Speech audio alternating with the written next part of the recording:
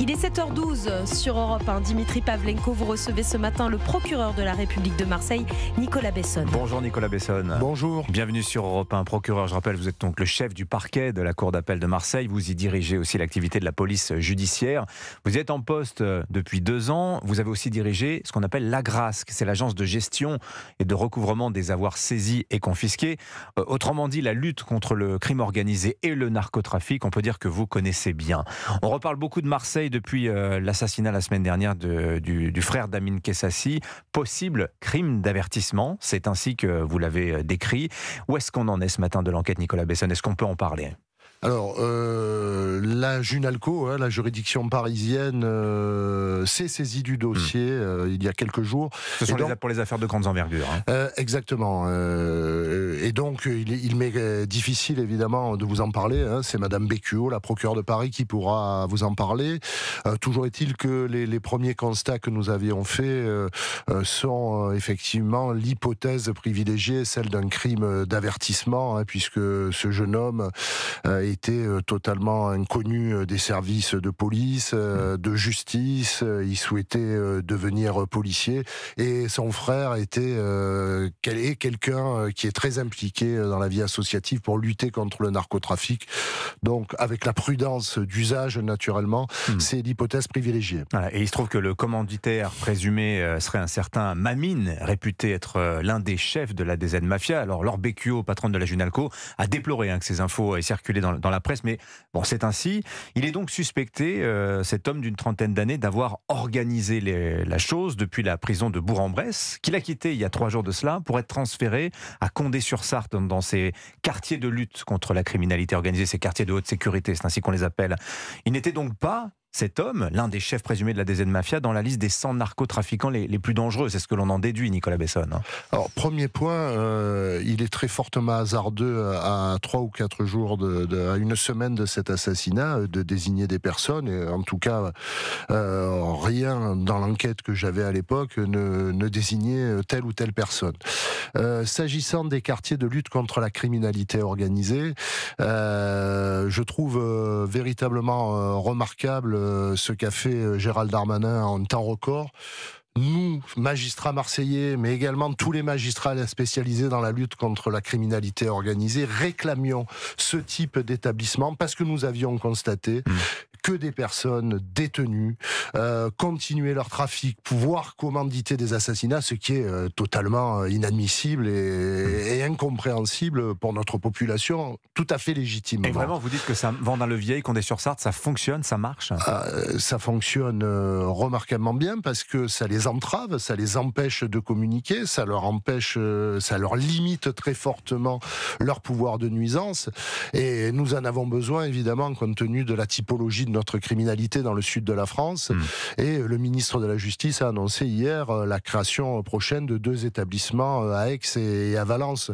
Tout cela va dans le bon sens, c'est-à-dire que nous devons avoir une approche systémique de la problématique et la situation carcérale en est une, et un des leviers d'action pour lutter contre ce phénomène. Nicolas Besson, procureur de Marseille, invité d'Europe 1, je suis très content de vous avoir ce matin parce que j'aimerais que vous nous parliez un peu de votre combat, celui que vous menez contre le narcotrafic au quotidien, que vous nous donniez un petit peu les grandes masses. Aujourd'hui, par exemple, vous, procureur de Marseille, vous avez combien de personnes sous votre autorité et contre quoi vous vous battez? Parce que j'ai vu ce chiffre donné hier par Gérald Darmanin. Il dit la DZ Mafia, c'est 5 à 6 milliards d'euros d'argent liquide. Alors moi, j'entends dire que le trafic de stupéfiants en France, c'est 3,5 milliards d'euros. Là, on aurait une organisation qui pèserait en réalité le double, Nicolas Besson. Alors, sur l'organisation, le parquet de Marseille est composé de 60 magistrats.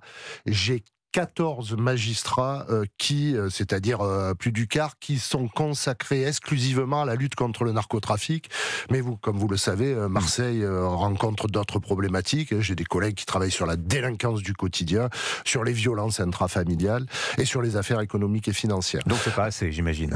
Alors, le ministre ministre, moi je dis... Vous faites avec ce que vous avez, bien sûr. Voilà, on fait avec ce qu'on a, premier point. La deuxième chose, moi quand on me donne des moyens supplémentaires, j'essaie de les utiliser intelligemment. Le garde des Sceaux a annoncé hier 3 postes de parquetiers supplémentaires, 7 juges également. Je vais avoir une réflexion pour travailler sur la transversalité, pour aller les chercher à l'étranger, pour récupérer les avoirs criminels. Alors sur les 5 à 6 milliards, je pense qu'il y a eu une confusion. Le rapport de l'OFAST, l'Office français anti-stupéfiants, le chiffre d'affaires global, et non pas simplement de cette organisation dont vous venez de parler, à 6 ou 7 milliards. Oui. Évidemment, la DZ Mafia ne fait pas que du trafic de stupéfiants également. Elle ne fait pas que du trafic de stupéfiants et c'est pas la seule organisation criminelle qui se livre au trafic de drogue. Votre regard, Nicolas Besson, aussi sur la stratégie qui est déployée contre le narcotrafic. Laurent Nunez, ministre de l'Intérieur, s'est félicité qu'en l'espace d'1 an et demi, depuis que vraiment on se met à parler du narcotrafic en France, le nombre de points de deal à Marseille était divisé par 2. On était à 160 points de deal, on serait autour de 80. C'est une réalité. La question qu'on se pose, c'est est-ce que c'est vraiment efficace, ces stratégies de pilonnage qui est une sorte de maintien de l'ordre public de façade d'une certaine manière, alors que l'on sait, et c'est votre combat, que c'est le haut du spectre qu'il faut taper contre le narcotrafic? C'est des actions qui sont complémentaires. Premier point, vous occupez le terrain, vous fragilisez les organisations criminelles en fermant en quelque sorte un certain nombre de points de deal. C'est naturellement pas suffisant et ça doit être en complément des enquêtes judiciaires que nous diligentons, que les juges d'instruction diligentent avec une police judiciaire qui est très engagée. Nous, notre objectif avec la police judiciaire, c'est même au-delà de démanteler les réseaux et les trafics, c'est de travailler, changer totalement de paradigme, mais de travailler sur les organisations et plus simplement sur l'événement, c'est-à-dire ouvrir des enquêtes sur association de malfaiteurs criminels, désormais, depuis la loi narcotrafic, pour en quelque sorte les mettre hors d'état de nuire dans la globalité, y compris sur leur blanchiment, y compris sur leur volonté de corrompre, y compris leur équipe-feu qui commettent des assassinats.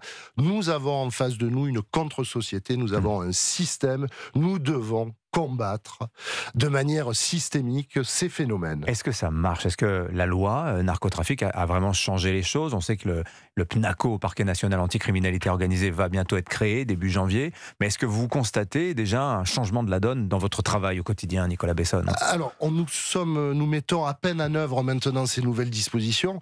Ce qui est intéressant dans cette loi, elle a vu la problématique dans la globalité. Les collaborateurs de justice, associés à Vendin-le-Vieil, c'est-à-dire des conditions plus strict, une cour d'assises spéciale prévisibilité de la condamnation va nous permettre naturellement d'avancer. Et puis, il y a une nouvelle organisation, un peu sur le modèle de ce qui a été fait en matière de terrorisme, avec le Parquet national anticriminalité organisée. Nous réclamions cette structure. Elle va être mise en œuvre. Évidemment, dans une articulation, ils vont donner la doctrine. Il faut simplement trouver un équilibre, c'est-à-dire une information. Ils vont récupérer les dossiers plus importants, mais il ne faut pas naturellement assécher la compétence remarquable de la justice marseillaise qui, par la force des choses, est un peu le laboratoire de la lutte contre la criminalité organisée. Nicolas Besson, procureur de Marseille, avec nous sur Europe 1. Le maire de Marseille, Benoît Payan, a dit récemment avoir reçu 402 menaces de mort depuis le mois de septembre. Le chiffre est énorme. Hier, Laurent Nunez et Gérald Darmanin ont constaté que certains journalistes qui suivent les affaires de narcotrafic ne se sont pas rendus dans leur déplacement. Ils se sont posé la question de leur absence. Est-ce que vous y voyez un effet de la trouille, un effet des menaces? Est-ce que vous-même, d'ailleurs, vous avez reçu des menaces, Nicolas Besson? Alors, moi je crois qu'il faut, ce que je veux dire de manière très claire, mon parquet, les juges d'instruction, on est au travail, et c'est quelque chose qui ne doit pas rentrer en ligne de compte. En revanche, il faut être prudent, il faut être vigilant. Nous nous intéressons évidemment à la problématique qui peut être essayer d'infiltrer également la sphère politique. Ce qu'a subi Benoît Payan est tout à fait inadmissible. Après, pour le reste, non, on n'a pas peur, on travaille, hein, on est là, on est payé pour ça, pour lutter contre ce phénomène. Et il ne faut pas, parce que sinon, ça serait leur donner raison, que les journalistes se taisent, que les politiques ne fassent pas leur travail et les magistrats. Donc, on continue. Merci beaucoup Nicolas Besson, procureur de la République à Marseille, d'être venu nous voir ce matin sur l'antenne d'Europe 1. Je vous souhaite une excellente journée. Bon courage. Merci.